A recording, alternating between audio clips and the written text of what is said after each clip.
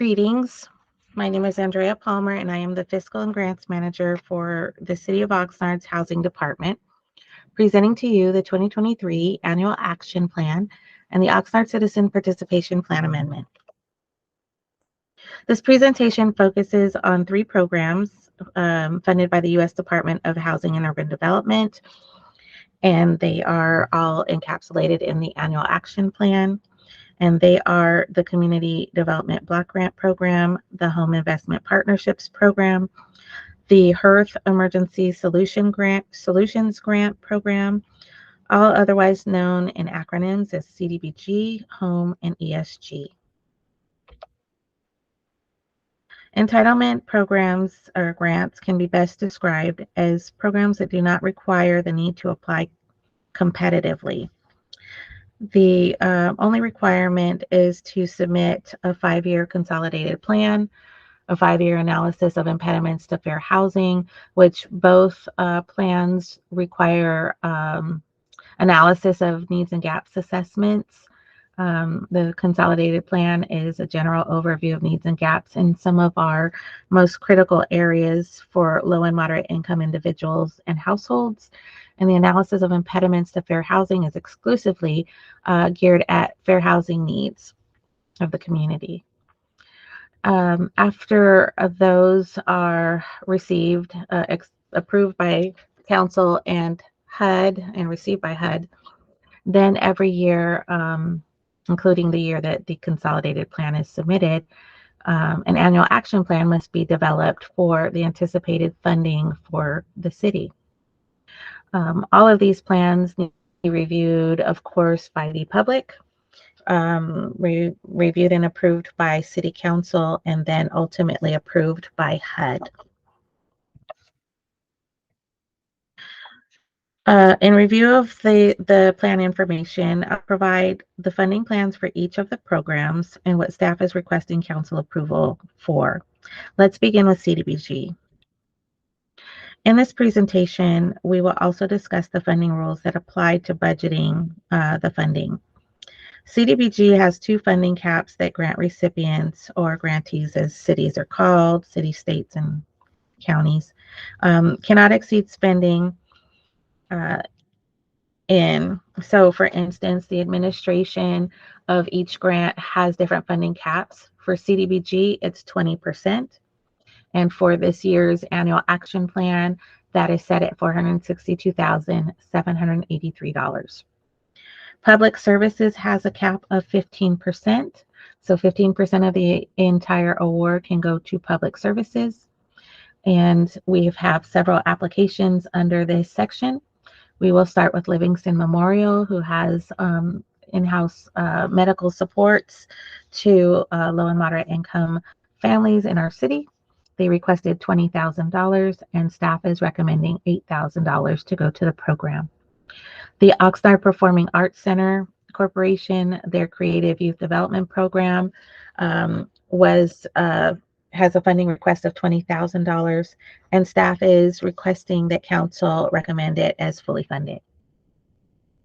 The Oxnard Recreation Division internally has a few applications in. The first is for the Colonia Memorial Park Veterans Gym. They requested $100,000, and staff is recommending $48,000. The Police Activities League, otherwise known as PAL, they requested $100,000 for that program, and staff is recommending $45,087. The South Winds Youth Center, there's an application in for that program set at $75,000, and staff has recommended $31,000 for that program. The Oxnard Cultural and Community Services Division requested $60,000 for the Palm Vista Senior Center, and staff is recommending $31,000. The Oxnard Housing Authority applied for 2 different programs. The first is the Senior Support Services. They requested $67,000 for the program, and staff is recommending $36,000. The Housing Support Services application was requested $67,000, and staff is recommending $73,000 to go to that program.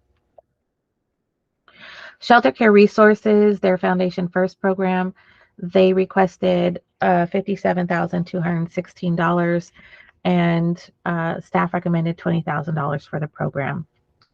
Turning Point Foundation, the Emergency Shelter and Multi-Services Navigation Program, they requested $127,000, and staff recommended $35,000.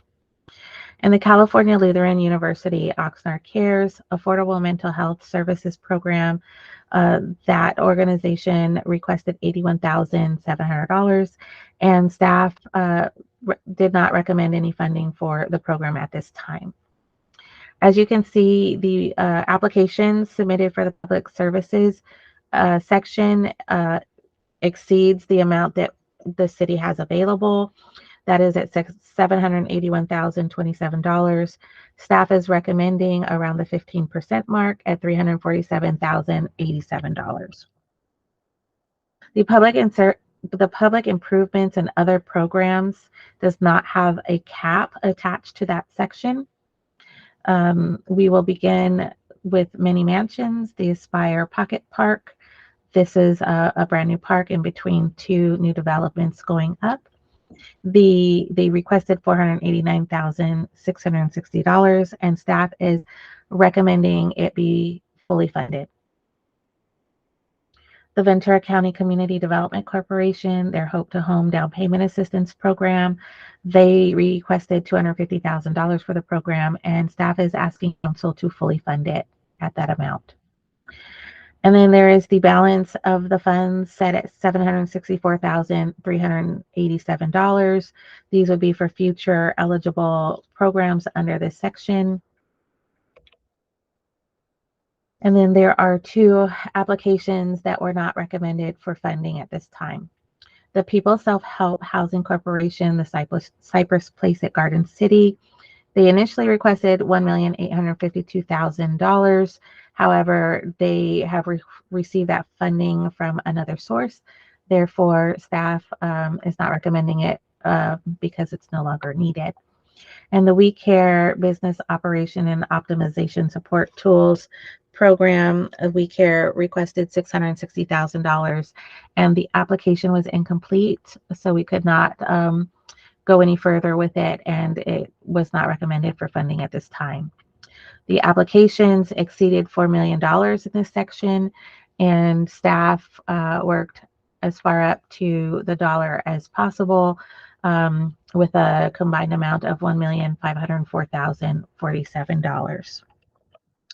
In summary, we have the administration budget requested amount at $462,783. The public service amount is requested at $347,087. And then the balance is in public improvements and other programs set at $1,504,047 for a combined total of $2,313,917, which is the allocation that HUD has provided to the city. As for the ESG program, there were 5 applications, but we'll begin with administration, which has a 7.5% cap in the ESG program. That equates to $15,591. Turning Point Foundation requested $80,000 for their emergency shelter, and staff has recommended $46,000 for the program. The Salvation Army requested $126,884 for their street outreach program, and staff is recommending $63,000 to the program. The Kingdom Center's emergency shelter, the application was set at $30,000, and staff is not recommending this program for funding at this time. Mercy House Living Center's rapid rehousing, they applied for $68,730, and staff is recommending $58,500 for the program. And United Way requested $29,250, and staff is recommending $24,792. The applications totaled $338,614, which exceeds what the city received from HUD. and the staff worked really hard to try to budget accordingly to what was awarded, and it is up to the dollar at $207,883. The For the home program, the funds are being requested by staff to council to accept them.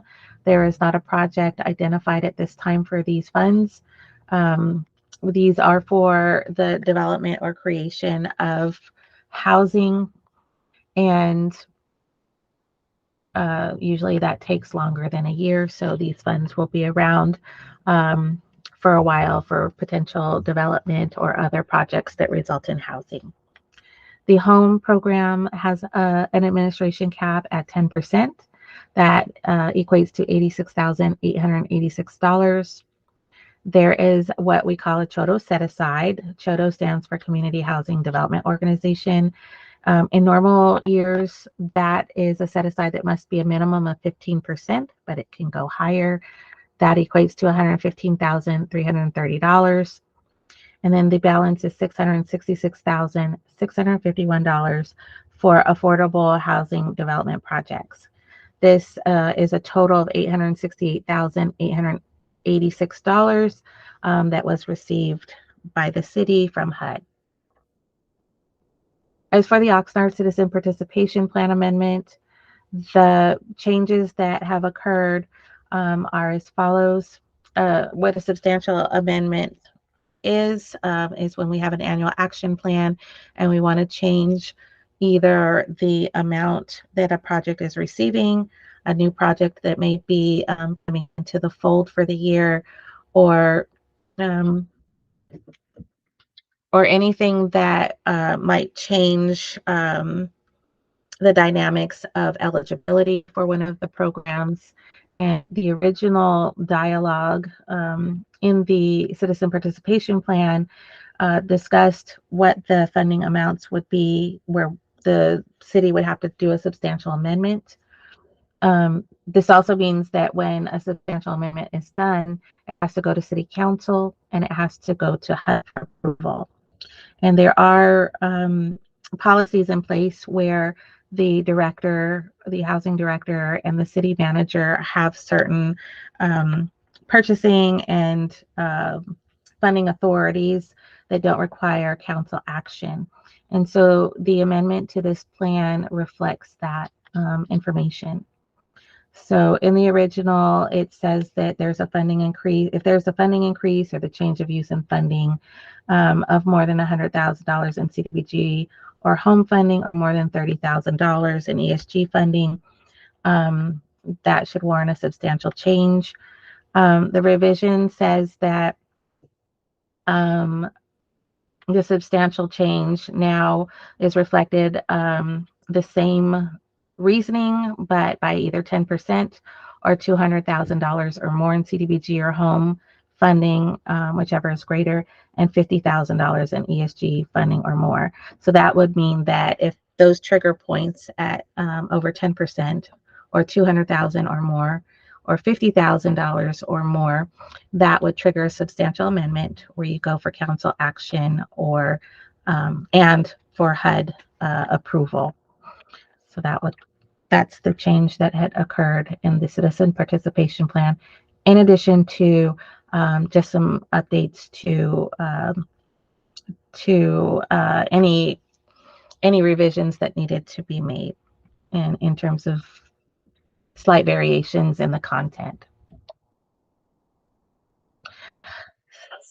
Staff recommends that the city conduct a public hearing regarding the fiscal year 23-24 annual action plan with funding recommendations and the amended Oxnard Citizen Participation Plan. Approve the 2023-24 annual action plan with a recommended use of funds for selected activities that could form with the consolidated plan goals as defined in the Ventura County Regional Consolidated Plan for the 3 entitlement grants. They are CDBG, Home, and ESG, to be submitted to HUD as required. A plan that approve the updated changes in the amended Oxnard Citizen Participation Plan.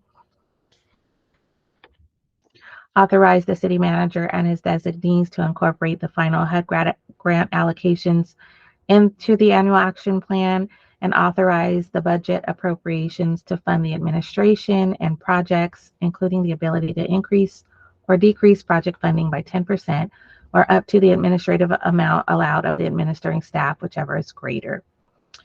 Authorize the city manager and his designees to incorporate any recommended changes resulting from public input to the annual action plan or the amended citizen participation plan as directed by City Council, including the authorization of funding appropriations and revenue or expenditure budget changes up to 10% of each grant.